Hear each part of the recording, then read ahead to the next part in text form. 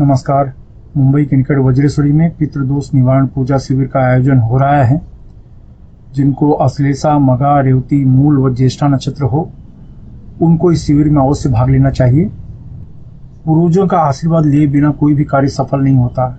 इस पूजन से नजर, तंत्र बाधा, शत्रु बाधा, संतान समस्या, वैवाहिक जीवन में अड़चन, नौकरी व्यापार में बाधा इत्यादि बाधाओं का निवारण कर सकते हैं। अगर इस पूजन में भाग लेना चाहते हैं तो नीचे डिस्क्रिप्शन में लिंक दिया है, वहां से फॉर्म भर सकते हैं। इसके अलावा कामरूप कामाख्या शिविर का भी आयोजन किया जा रहा है, जिसमें साधनाओं में सिद्धि मिलना आसान होने लगता है। अगर आप साधना क्षेत्र से जुड़े हैं, पूजा पाठ क्षेत्र से जुड़े हैं और चाहते हैं कि साधना के क्षेत्र में आपको सफलता मिले और अचूक सफलता मिले, तो सुख समृद्धि तथा किसी भी तरह की मनोकामना की पूर्ति के लिए इस साधना को जरूरी माना गया है। अगर इस साधना में आप भाग लेना चाहते हैं तो नीचे डिस्क्रिप्शन में लिंक दिया है, वहां से फॉर्म भर सकते हैं। नमस्कार, दिव्य योग आश्रम की तरफ से आपका हार्दिक स्वागत है।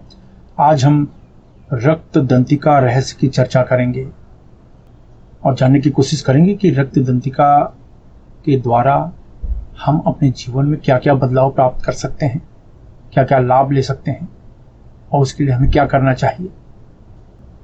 माता रक्त दंतिका की अगर चर्चा करें तो ये आदिशक्ति यानी माता दुर्गा का एक स्वरूप माना जाता है।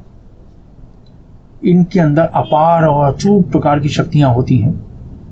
जब भी बहुत बड़ी कठिनाई या विघ्न सामने आ जाते हैं देवताओं के सामने, तब माता का यह रूप यानी रक्त दंतिका असुर लोगों को नष्ट करने में लगाई जाती है।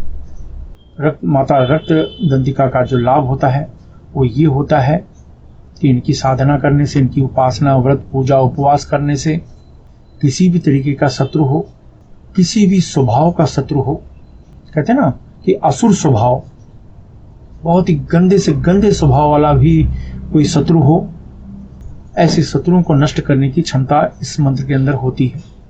क्योंकि ये मंत्र का जब रेगुलर तरीके से जाप किया जाता है तो शरीर में एक प्रकार का कंपन पैदा होता है, वाइब्रेशन पैदा होता है। वाइब्रेशन पैदा होने के बाद शरीर की ऐसी ऐसी प्रकार की नस नाड़ियां एक्टिवेट होती हैं, जिसकी वजह से आपकी इम्यून सिस्टम बहुत तेजी से बढ़ जाता है। आपकी रोग प्रतिरोधक क्षमता बहुत तेजी से बढ़ जाती है। आप किसी भी चीज को झेलने की क्षमता बहुत तेजी से बढ़ जाती है और आपका जो प्रभाव है 10 गुना ज्यादा बढ़ जाता है। ये जो प्रभाव है शत्रु पर हावी हो जाता है। तो शत्रु किसको कहते हैं?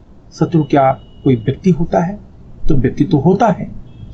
इसके अलावा बीमारी को भी शत्रु कहा जाता है, निर्धनता को भी शत्रु कहा जाता है, दिवालियापन को भी शत्रु कहा जाता है, कर्ज को भी शत्रु कहा जाता है, घर में क्लेश हो इसे भी शत्रु कहा जाता है।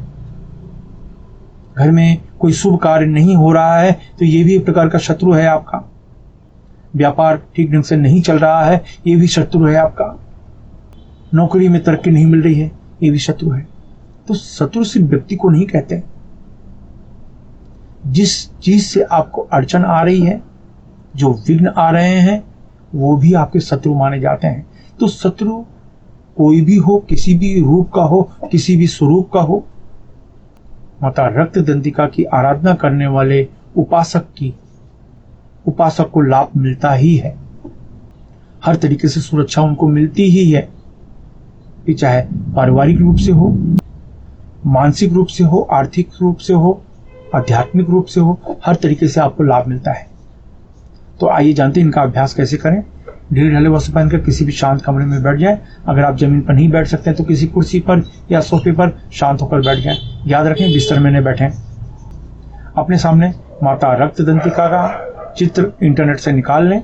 अगर आपको नहीं मिल रहा है तो माता दुर्गा का फोटो भी आप निकाल सकते हैं और वो निकालने के बाद अपने सामने लाल कपड़ा बिछा लीजिए, उसके ऊपर रखें और उसके पास लाल कलर के, लाल रंग के फूलों को रखें। यानी इतना सा एक मुट्ठी फूल लें, रोज लाल रंग के फूल वहां पर चढ़ाएं माता के चरणों में और 10 बार प्राणायाम करें। आगे चक्रों को पिंच करें 10 बार, सांस रोकें, यानी जितनी देर तक हो सके रोक के रखें, फिर धीरे से छोड़ें। इस तरीके से 10 बार आप प्राणायाम करें। 10 बार प्राणायाम करें। इसके बाद एक सूकड़ी मुद्रा बनाते हुए, ये देख रहे हैं, 5 उंगलियों को जोड़ लेते हैं, ये सूकड़ी मुद्रा बन जाती है। ये मुद्रा बनाकर हाथ नीचे रख लें और रक्तदंती का मंत्र ओम ह्रीं क्लीं क्रीं रक्तदंतिके आगच्छ आगच्छ सर्वविघ्न उच्चाटय फट्। ओम ह्रीं क्लीं क्रीं रक्तदंतिके आगच्छ आगच्छ सर्वविघ्न उच्चाटय फट्।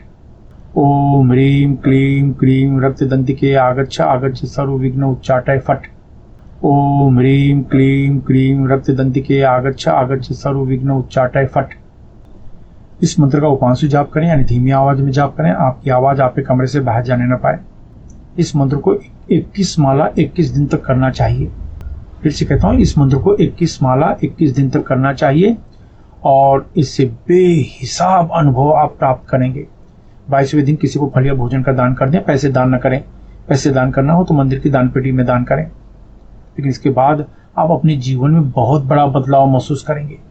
ये उन्हीं लोगों को करना चाहिए जो लोग बहुत ज़्यादा परेशान हैं, बेहिसाब परेशान हैं, जिन्हें मरने की नौबत आ चुकी है। ऐसे लोगों को ये साधना करना चाहिए।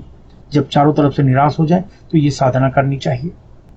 कहने का मतलब है कि 21 माला 21 दिन, और इसको स्फटिक माला, रुद्राक्ष माला, मूंगा माला से इस मंत्र का जाप कर सकते हैं। अगर जो लोग मूंगा माला से इस मंत्र का जाप नहीं करना चाहते हैं या माला से मंत्र का जाप नहीं करना चाहते हैं, तो बिना माला के मंत्र का जाप करना चाहते हैं, तो ये मुद्रा लगा लें। ये मुद्रा लगाने के बाद 1 घंटे तक इस मंत्र का जाप करें। 1 घंटे तक मंत्र का जाप करने के बाद 21 दिन तक जाप करें। 22वें दिन किसी को फल या भोजन का दान करें। लेकिन इसमें याद रखें, हर दिन लाल फूल आपको चढ़ाना है। हर दिन लाल फूल। जो पहले दिन का जो बासी फूल है उसको आप अपने गमले में रख दें, किसी पेड़ के नीचे रख दें।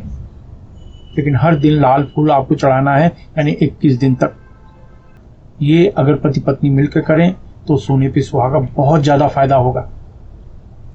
इस अभ्यास की खास बात यह है कि ये अभ्यास कभी भी किसी को निराश आज तक तो नहीं किया। ये मेरा अनुभव है। हजारों लोगों ने ये साधना की है और कभी भी निराश नहीं हुई। लेकिन याद रखें, जब मजबूरी हो तभी इस प्रकार की साधना करनी चाहिए। ये साधना तभी, मतलब ये मंत्र का जाप ही तभी करना है जब आपको लगे कि मैंने 2-3 उपाय कर लिए हैं, कुछ असर ज़्यादा नहीं हो रहा है, तो ये उपाय करो।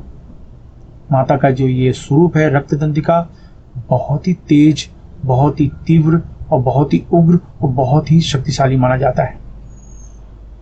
किसी भी मंगलवार से, किसी भी अष्टमी से इस मंत्र का आप जाप कर सकते हैं। आप जानते हैं इस मंत्र के विशेष प्रकार के नियम। अपनी पूरी श्रद्धा बनाए रखें। इस मंत्र को गृहस्थ सन्यासी कोई भी जप कर सकता है। इस मंत्र से शरीर में अत्यधिक गर्मी पैदा होती है, इसलिए ढीले ढाले वस्त्र पहनकर अभ्यास करें। महिलाओं को सम्मान दें।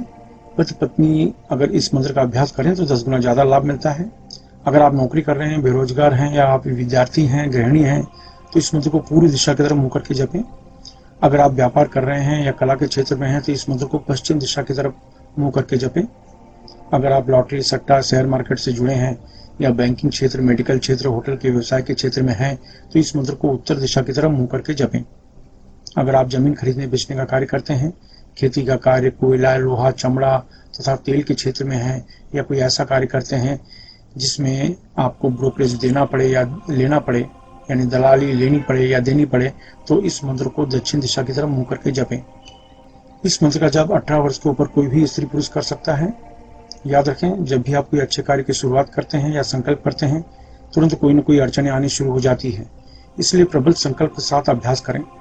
इस मंत्र का जाप सूर्यास्त के बाद करें तो लाभ ज़्यादा मिलेगा। धूम्रपान, मद्यपान, व्यसन, मांसाहार से बचें। ब्रह्मचर्य का सख्ती से पालन करें। मासिक धर्म की समस्या में महिलाएं 3 से 5 दिन का गैप करके फिर आगे कंटिन्यू कर सकती हैं। इस अभ्यास को किसी भी शांत कमरे में कर सकते हैं। अभ्यास समाप्त होने के बाद अश्विनी या वज्रोली मुद्रा अवश्य अपनाएं। यह मुद्रा आपको ब्रह्मचर्य का पालन करने में मदद करती है। अश्विनी या वज्रोली मुद्रा क्या है, यह जानने के लिए नीचे डिस्क्रिप्शन में लिंक दिया है, वहां से आप जानकारी प्राप्त कर सकते हैं। धन्यवाद।